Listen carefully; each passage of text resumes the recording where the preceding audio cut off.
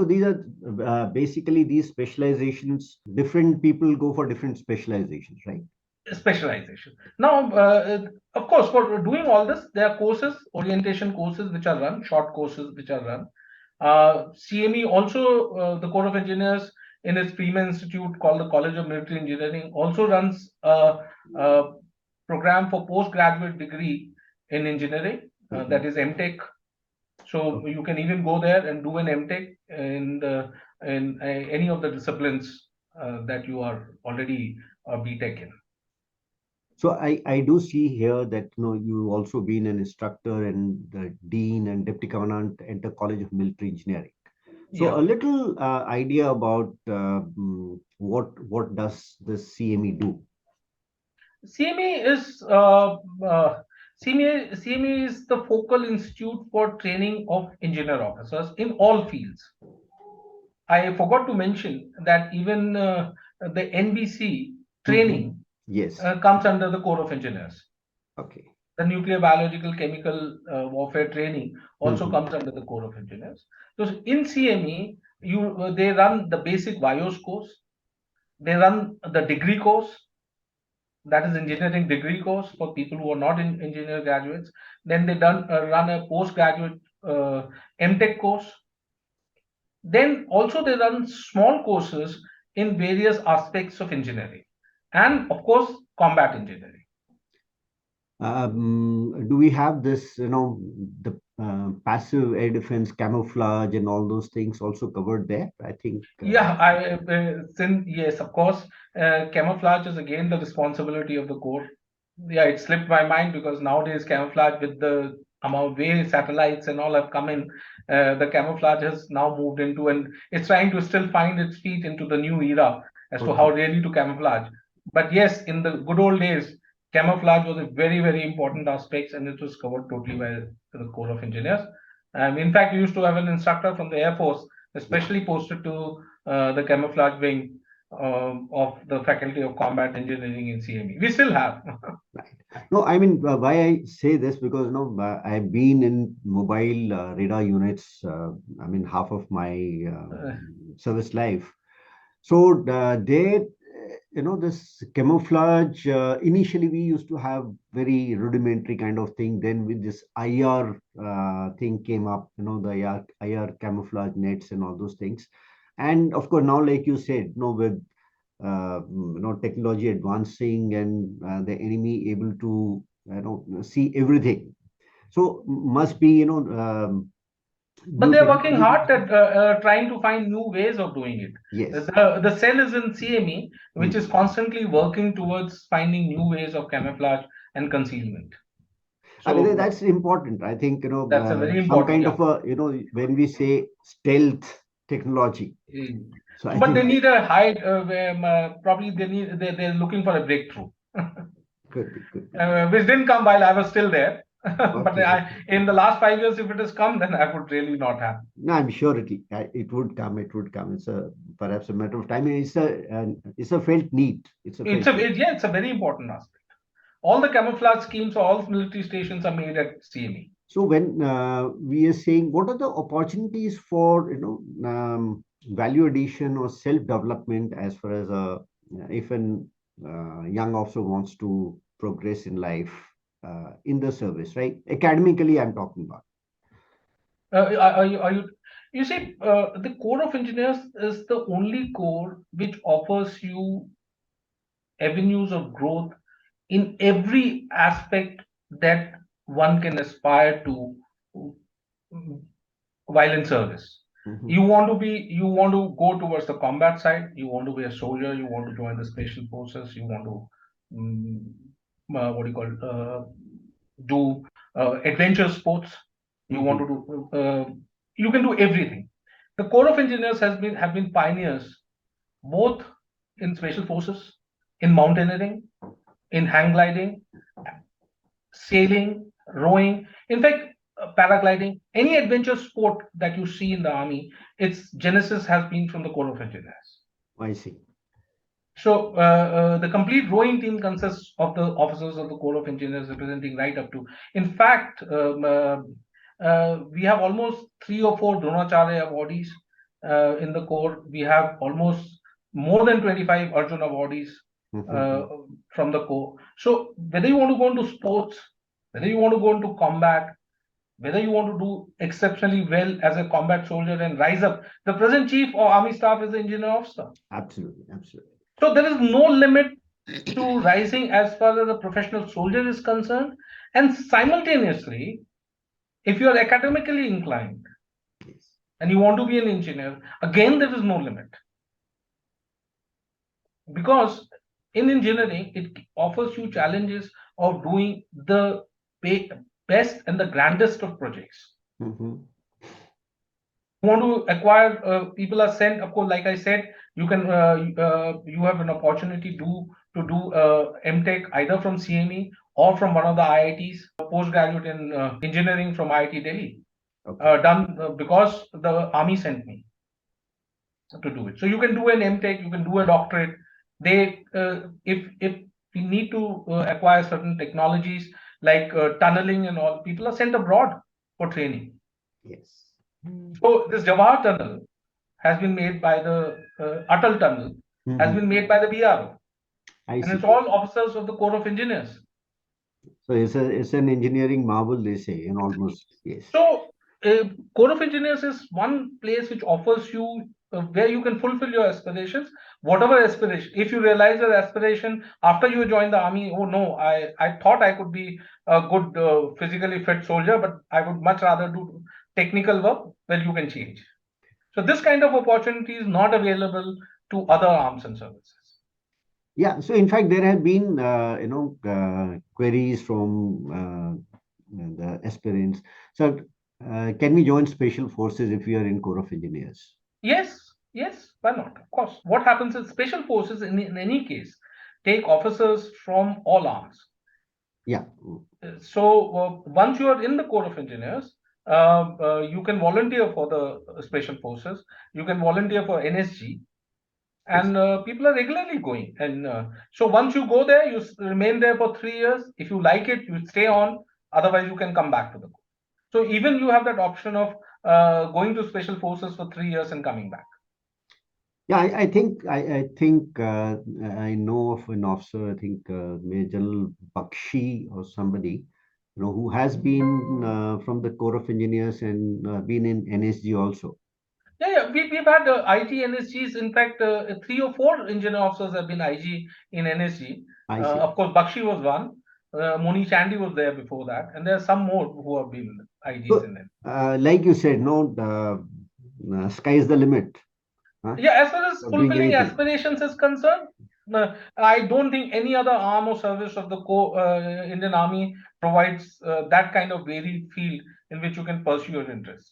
So that's a very reassuring, I think, point that you're making, particularly for the aspirants wanting to join the technical arms, or especially the Corps of Engineers. Now, at a personal level, what do you think have been your, achievements and biggest challenges in service? If you could just elaborate a few. Very frankly, Rajesh, there are such varied opportunities, there's such varied types of work that one has done while in service, um, that there was no time to look for challenges. Mm-hmm. The challenges just came and they just got fulfilled. To give you my career, how it went about, for the first 20 years of my service, I spent totally with the combat engineers. I see. uh, I was totally into combat. I commanded an engineer independent field company. I commanded an engineer regiment. I even went abroad as uh, to a UN mission. Okay. Um, and in between, I also did a course in post graduation in M.tech, M.tech in soil mechanics from IIT Delhi. Yes. So the opportunity came and I went. And well, when the challenges was in your face, well, you faced it and you did it, but you wanted to do it. I didn't have to, like I said, I didn't have to look for challenges. No, I mean, when I'm saying challenges, basically what I am, meaning is, so while we're doing certain jobs, certain jobs are the very nature of executing them, is very challenging. You have been at the border road organization, you handle different projects, I believe in Bhutan, in the Northeast, and where all. So, what are the challenges that, one faces, while executing these projects, particularly in the border areas, hills, etc., etc. If it's Professionally, I'm talking about professionally and otherwise also. okay, if talking from somebody who's just coming in, who's young and who wants to join, let me put it this way: we were not, we probably our training made us not to think of these things. As far as the physical challenges are concerned, Mhm. being able to be physically and mentally robust at all times, it is there in irrespective of what you do. For the first 8 to 10 years of your service, one has to be prepared. Like I said, the Corps of Engineers are the first to go into battle and the last to come out. And we are all the time dealing with explosives, IDs, mines, booby traps. You hear of what you call IDs all the time. Yes, yes. So we are the first, any mine field which comes up in battle or anywhere, we have Mhm. to clear it. The engineers have to clear it. And So do only after that, the others move in. so do I take it that the laying of mines is Laying of mines, and removing removing the of mines? mines, making a path through minefields, road opening, clearing all the IDs. In today's scene, when there are terrorist organizations, when there is insurgency and there is terrorism in JNK and all the explosions, all the IDs which are placed, if they are found, they are removed by the people of the Corps of Engineers. They are diffused. And of Okay, course, once we go into battle and we go across the border, we'll lay them also. okay. So you are dealing with all that. Anywhere where the infantry goes, anywhere any soldier goes, uh, first somebody from the Corps of Engineers will go. Because even if you are staying at say 20,000 feet, a shelter has to be made there. Absolutely. A road has to be made to that 20,000 feet. A track has to be made. Water has to be sent to him. And if he comes across, if he has to go across through a river or something, a bridge has to be made. And all this is done. So, as far as the physical challenges are concerned, one should be prepared. It is not an academic life. Yes. He shouldn't expect that I will probably go and sit in an office and maybe just only make buildings. That'll come later. Mhm.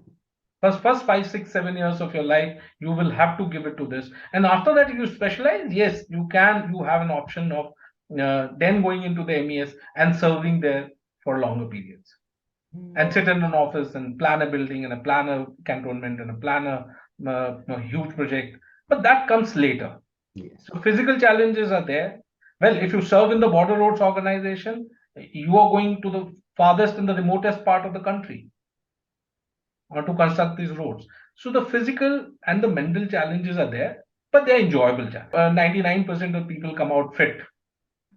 I'm sure. So youngsters don't really have to worry about that part. You get accustomed and you get used to it, and I've rarely seen people who fall out because of physical challenges. No, I'm sure, the training that we receive, over a period of the service life, at different stages, appropriate to your Yes, stage, training or refresher conditions you training. to act. So I mean, I also wanted to just clarify this. We have the three sapper groups. The Bengal, Madras, and the Bombay, right? Uh, so what exactly are these? Can you just any distinction can you make? Uh, it's you see what has happened is that it is basically for organization of troops Uh-huh. that these three centers, three parts of the core are there.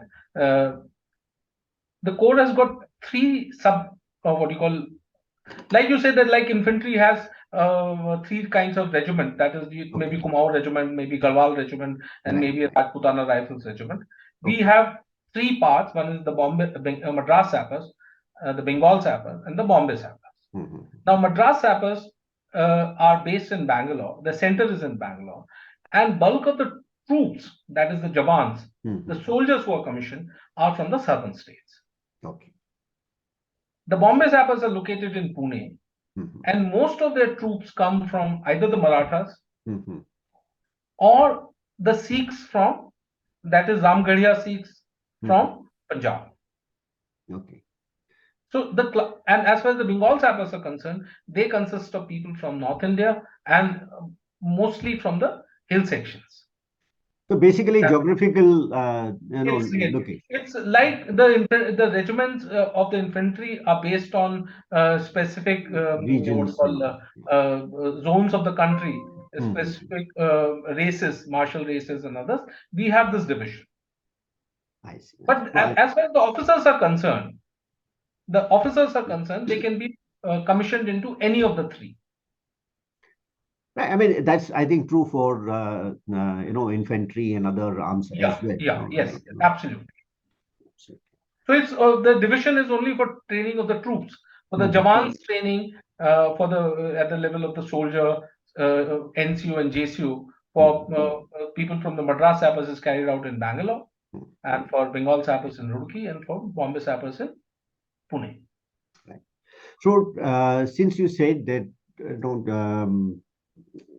the engineers are at the forefront as far as any forward movement is concerned, or anything, even if it's a disaster, perhaps there will be a very major role for the engineers. I have seen during the IPKF. There were boats which were deployed from the engineers. Now, I happened to be at Trincomalee, and we did have some of these boats there.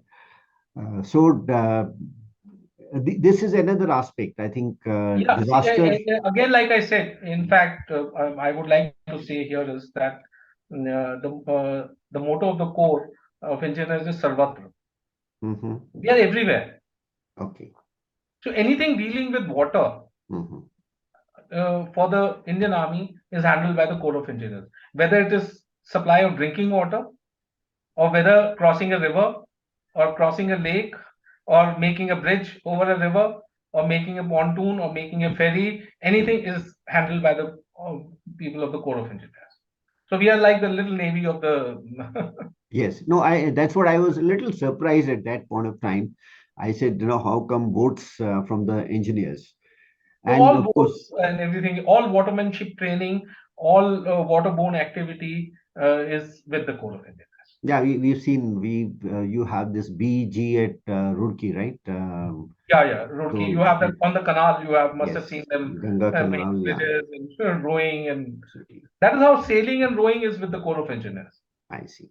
And we've seen of late the army, and especially the Corps of Engineers, being called upon to lay bridges.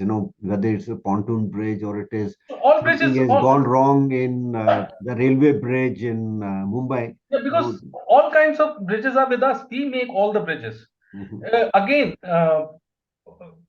in one way, you can define the role of Corps of Engineers is to provide mobility to the army, to our forces, and deny mobility to the opposite forces, to the enemy. So when you say mobility to own forces, to anything for them to move forward, whether it is a road or a bridge or a track or a food or shelter, anything has to be by the Corps of Engineers.